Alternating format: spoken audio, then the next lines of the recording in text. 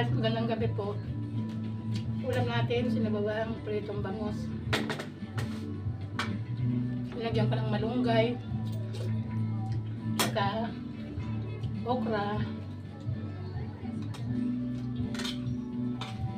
pampagatas.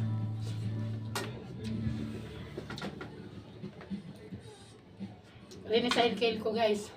Riniside kale ko yung ulam.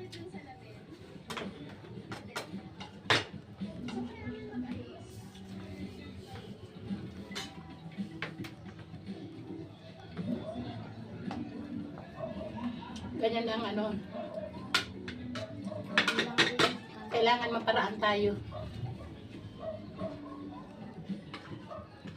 Kasi pag nagluto tayo ng panibagong ulam, itong nariniside ko na ulam, may pritong tulingan, may pritong bangus, may pritong galunggong. Pag hindi natin ito rinicycle, tapos magluto ng panibagong ulam, hindi ito mapapansin eh. Sayang.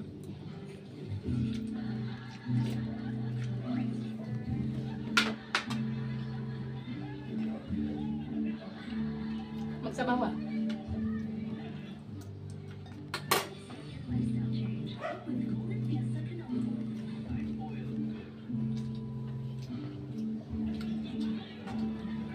Dapat para makatikim yung mga hindi makain ng gulay ng sabaw. Sabaw man lang,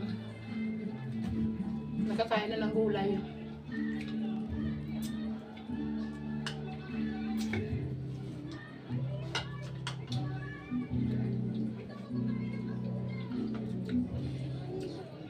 Kumusta pa ang lahat?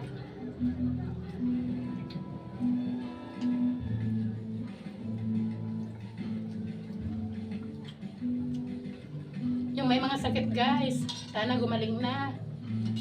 Hipuin ng makapangyarihan kami ng Panginoon para gumaling.